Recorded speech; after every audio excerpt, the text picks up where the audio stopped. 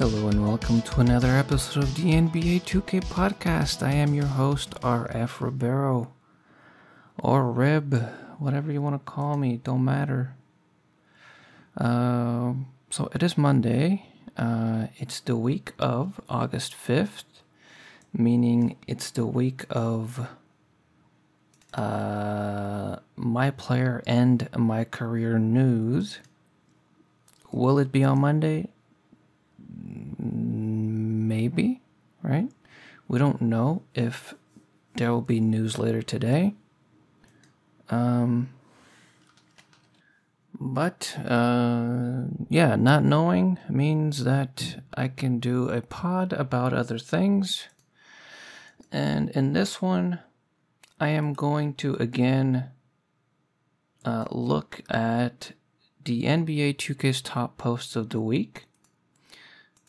And I want to start with one particular post that is actually not part of the top posts of the week.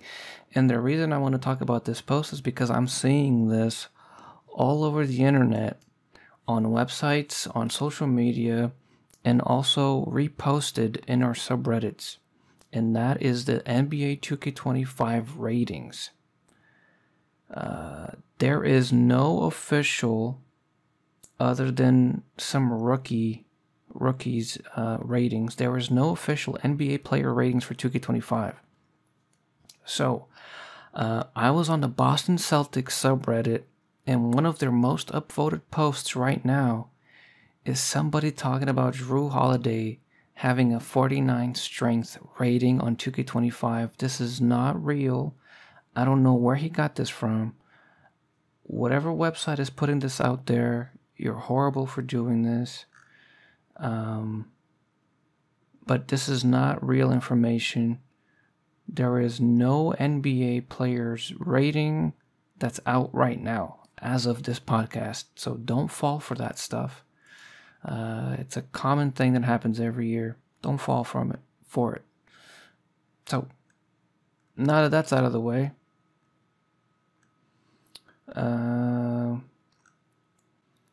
so there's a post, it's probably going to take most of the time on this podcast to talk about. There is a post where somebody screenshotted and posted a developer's tweet about the new player to court ratio. And it's a little controversial, and I'm going to talk a little bit about it. So the tweet says, the new player to court ratio in 2K25 allows for some more diverse gameplay. Offensively, you have more room for off-ball movement and cuts. Defensively, it is a bit harder to play too. So, this Reddit post says that people are happy about this player to court ratio, not realizing the ramifications.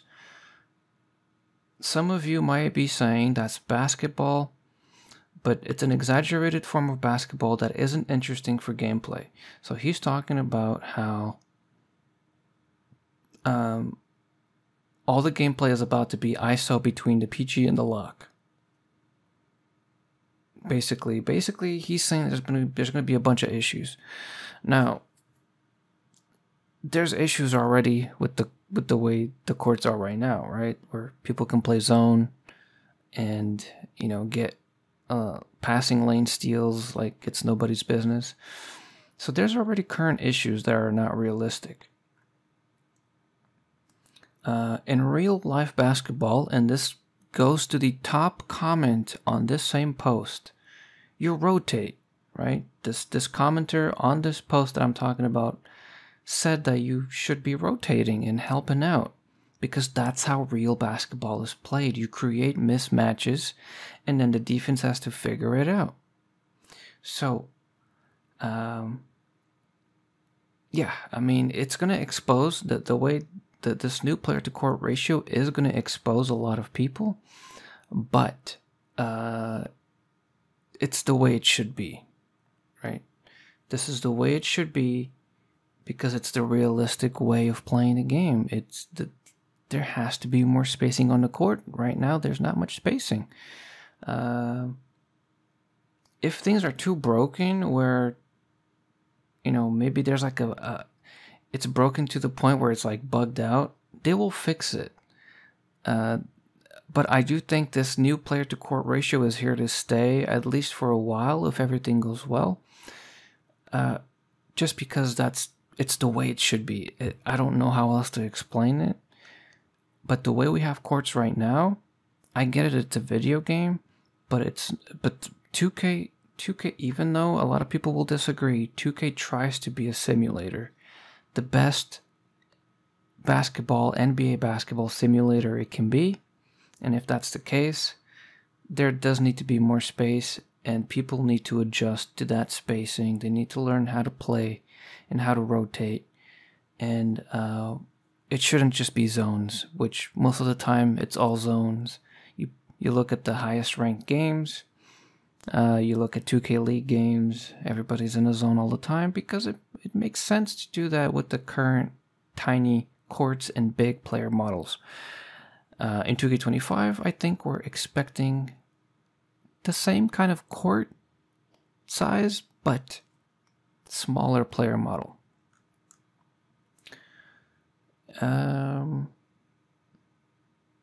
Yeah, so I had to bring that up because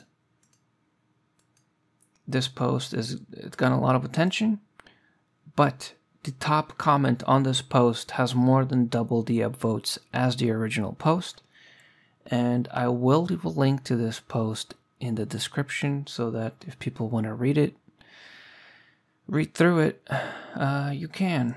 Hey 2K community, are you a competitive player who likes money? Prove it on Gamer Saloon, the ultimate arena for NBA 2K players.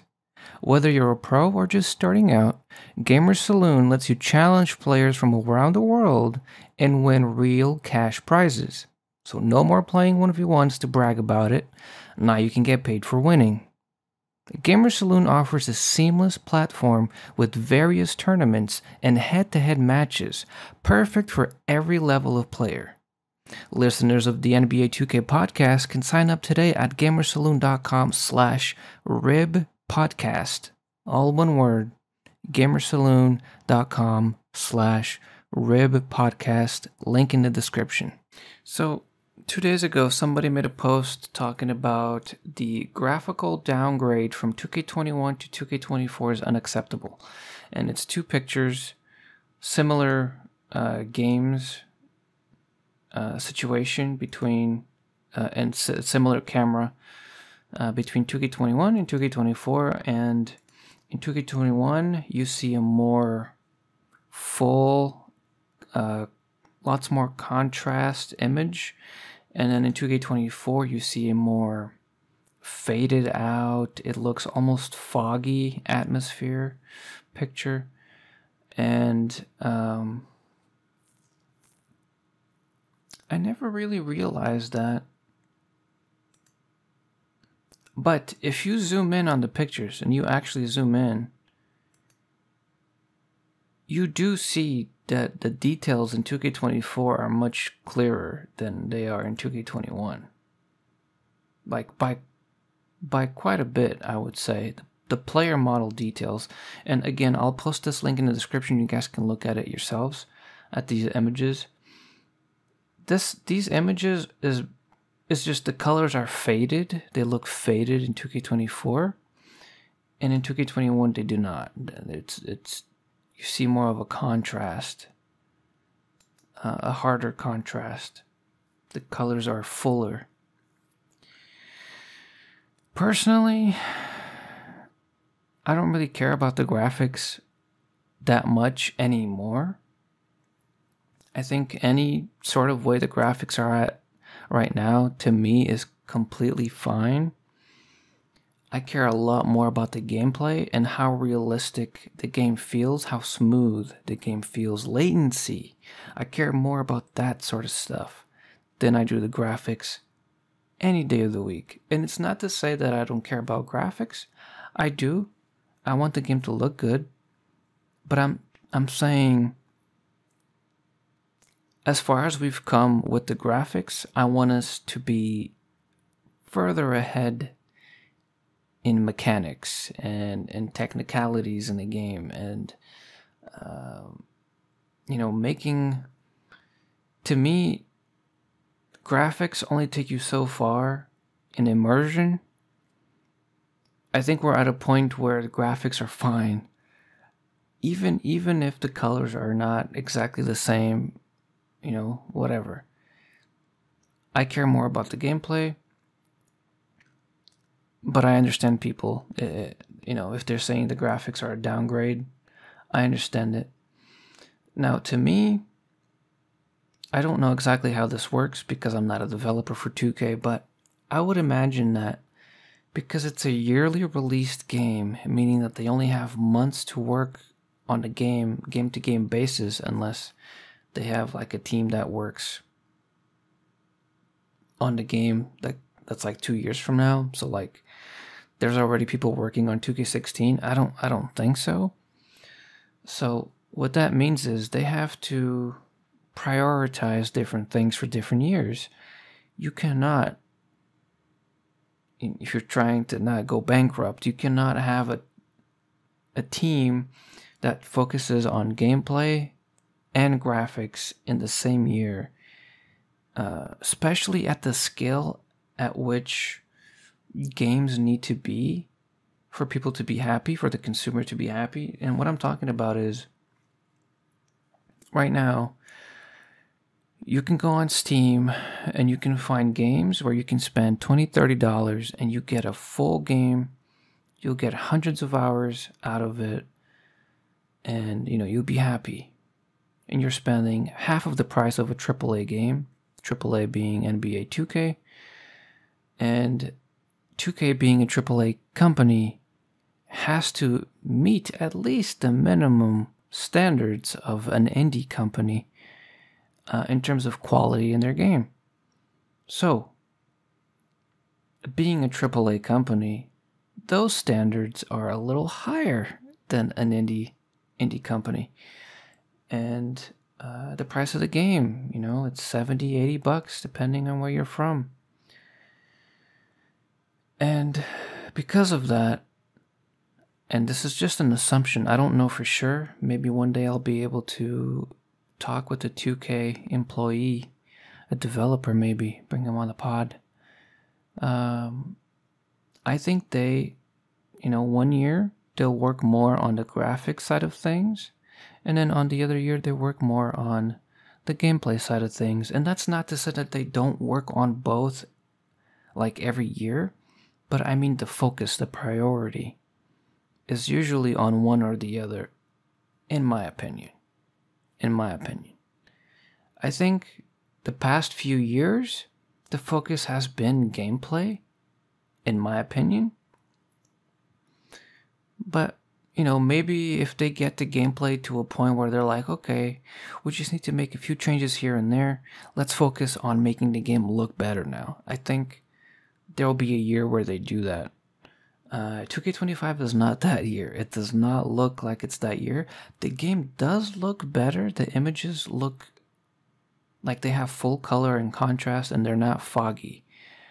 But I mean, from what we've seen in the courtside report and all these questions that Mike Wang's been answering, gameplay looks like it's taken a big jump. Pro play is helping so much with that, and I'm really excited because, like I said earlier, gameplay to me is more important than graphics at this point.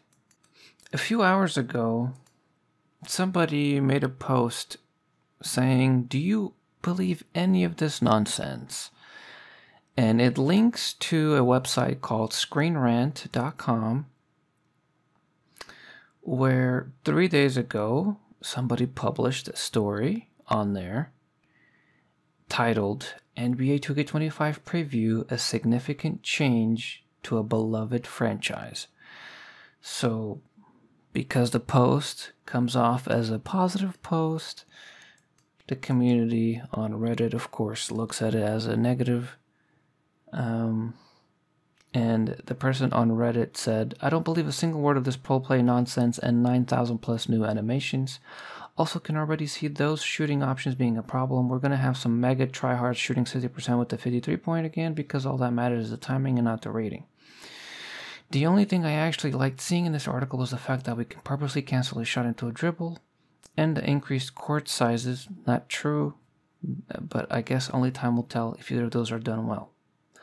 Probably the least hyped I've ever been for an NBA 2K game. So, a lot to unpack. If you've played 2K24 and 2K23, you can't tell me you don't notice a difference in the way the game is played because of Pro Play. 2K23 did not have Pro Play. 2K24 was the introduction to Pro Play. And if you tell me that the games feel the same, play the same, dribble the same, shoot the same, we're going to have a problem on our hands, because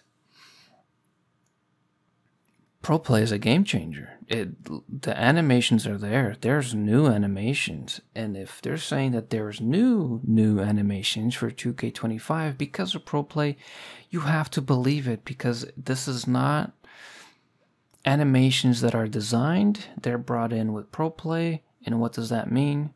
They are recreations of real life animations that are basically recorded and translated into animations for the game, meaning they're not designed by somebody in a mocap suit. Look,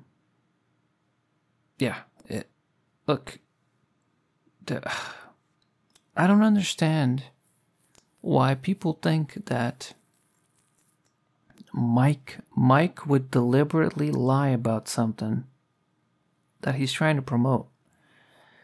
Now, okay, I can understand if you're like, well, he's lying because he wants people to buy the game. I get that. But if you bought the game and he lies, are you going to buy the game again? Are you not going to complain? Right? So, and yeah, there are people that buy the game every year, even if they complain, but you get what I'm saying, right? If every year people say that somebody is lying, if every year people are lying, what are we doing? If every year people are lying in the company and we keep buying the game, are they not lying enough, or are we exaggerating comments that we're making? I do think sometimes there have been times where people in charge of things have said things that are not completely true, or maybe were true but only specifically.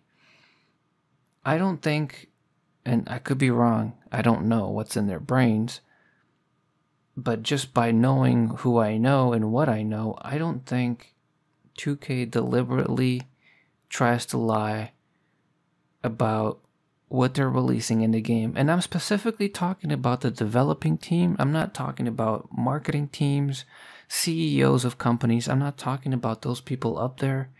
I'm talking about the people in charge of developing the game. I think most of them are really cool people that really care about what they're doing.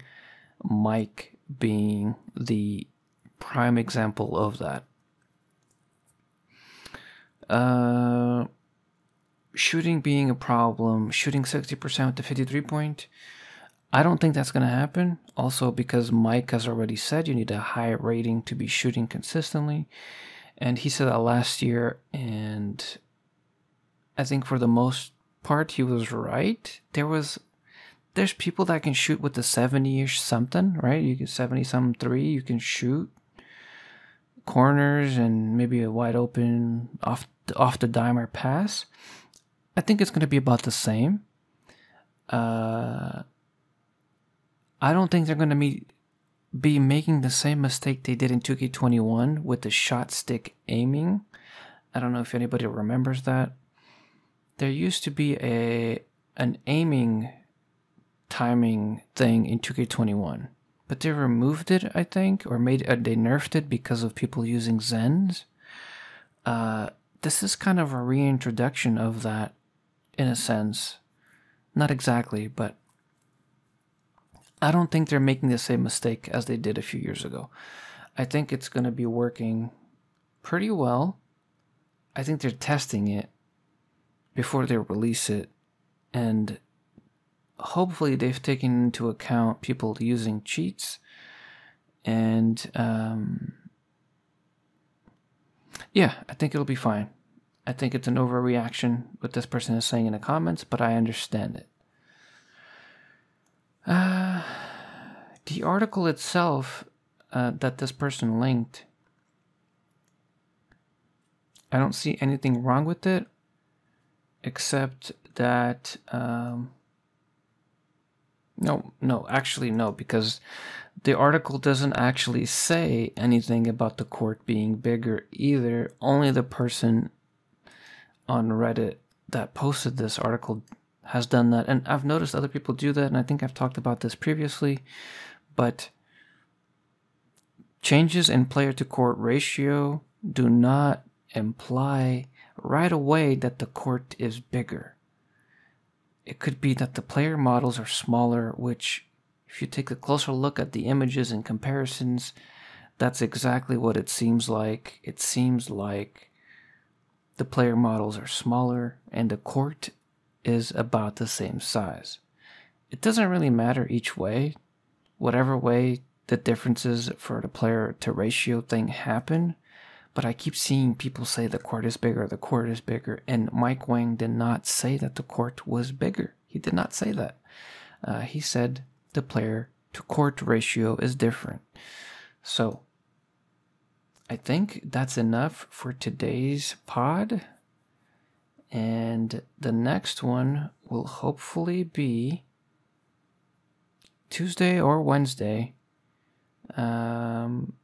hopefully involving new information for 2K25, but if not, I'll try to have a guest on for the next pod.